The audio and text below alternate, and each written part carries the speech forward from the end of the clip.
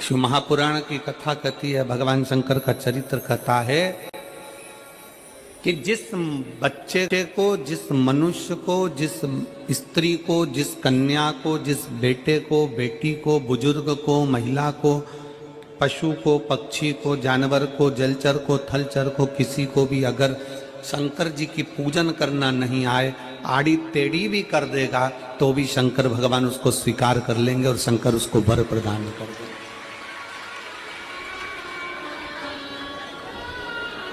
शिव उसकी पूजन को स्वीकार कर लेते, शंकर भगवान उसकी पूजन को स्वीकारते।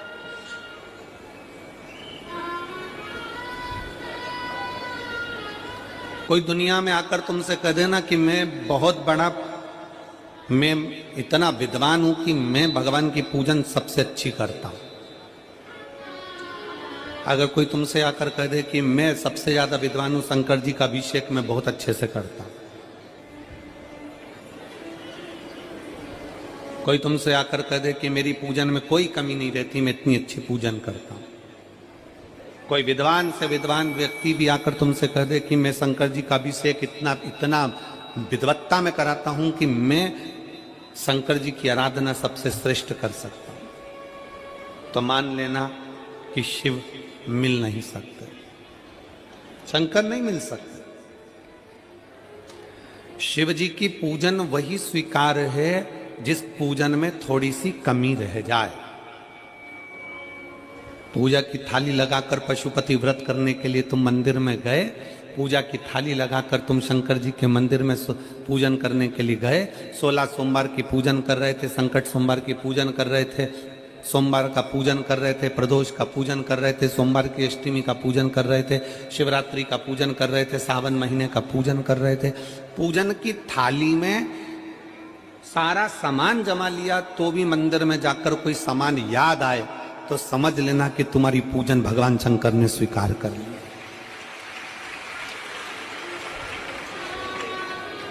और मुझे विश्वास है मेरी जीजियों पर, मुझे विश्वास है मेरी बेटियों पर, मुझे विश्वास है मेरे बेटाओं पर और मेरे जीजाओं पर। मेरी जीजियों ने, मेरे जीजाओं ने, मेरी बेटियों ने कभी तो मंदिर में पूजन करी होगी। बोलो करी कि नहीं करी किसी मंदिर में जाकर पूजन? जम के बोलो जरा, करी है ना? और आपकी पूजन की थाली में, आपके पूजन की थाली में कुछ ना कुछ कमी तो रही होगी ना। कभी माचिस रह गई, कभी दिया रह गया, कभी अगरबत्ती रह गई, कभी कंकु लाए थे कंकु रह गया, कभी चंदन रह गया, कभी कोई जनेऊ रह गया, कभी सुपारी रह गई, कभी कोई प्रसाद रह गया। फिर याद आया मैं तो ये घर छोड़कर आ गई, मेरे घर पे रह गया, अब क्या करूं? शंकर जी की कथा कहती है कि शिव उपासना में अगर तुम्हारी थोड़ी सी कमी रह जाए, समझ लेना कि शंकर जी ने तुम्हारी उपासना को स्वीकार कर लिया। और यह केवल तुमसे ही मतलब नहीं है,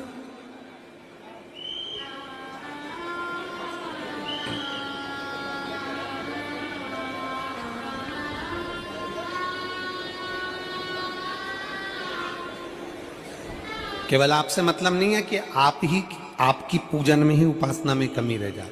ये शंकर भगवान का वर है, ये शिव जी का वर है। किसको? भगवान नारायण को। जिस समय पर नारायण ने संकल्प लिया था कि सावन के महीने में 108 कमल के पुष्प रोज समर्पित करूंगा। सुनिए कथा सबने, 108 कमल के पुष्प भगवान नारायण ने संकल्प लिया कि मैं भगवान को रोज दूंगा। रोज 108 कमल के पुष्प मंगवाते देते। सावन का आखिरी दिन था,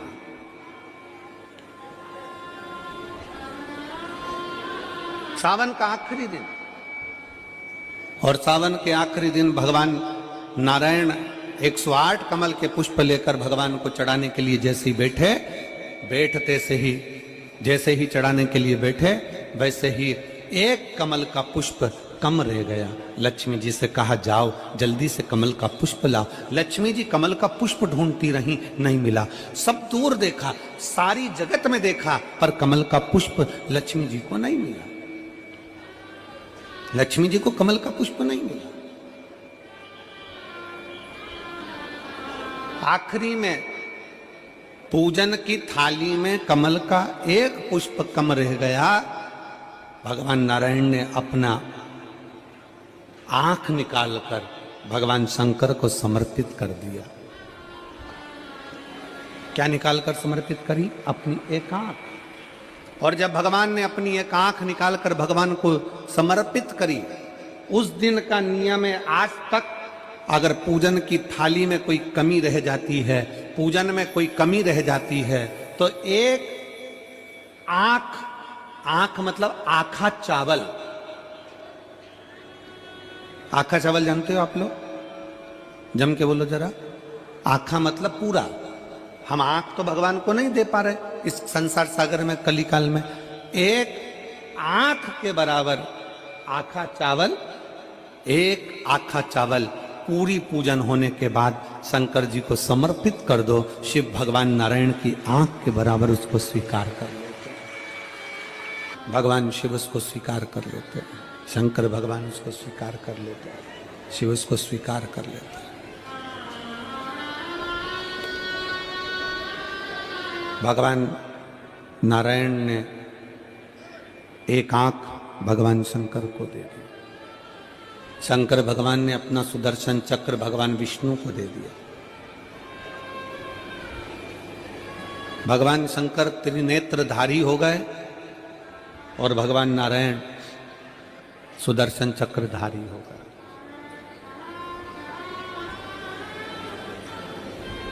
सुदर्शन चक्रधारी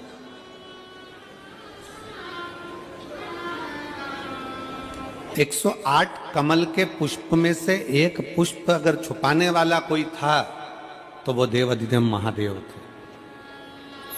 शंकर भगवान ने कहा भगवान विष्णु से, हे नारायण, आपके कमल के पुष्प को, एक पुष्प को मैंने छुपाया था। आज मैं वर देता हूं, जो शिव की आराधना करेगा, जो शंकर की आराधना में बैठेगा, उसकी पूजा की थाली में जान करके नहीं तो तुम घर पे कोई सामान जान करके छोड़ जाओ, जान करके नहीं, लेकर सब जाना है। पूरी पूजन की थाली में अगर कोई कमी रह जाती है, शिव कहते हैं उसकी पूजन को मैं स्वीकार कर लेता हूं, उसकी पूजन को मैं स्वीकार जान करके कोई कार्य नहीं करना है अपने को। नहीं तो तुमने सोचा कि पूजा की थाली में सब कुछ रख लूं, एक सामान घर पे छोड़ दूं। सीवर वाला महाराज जी बोला है, ऐसा काम नहीं करना है।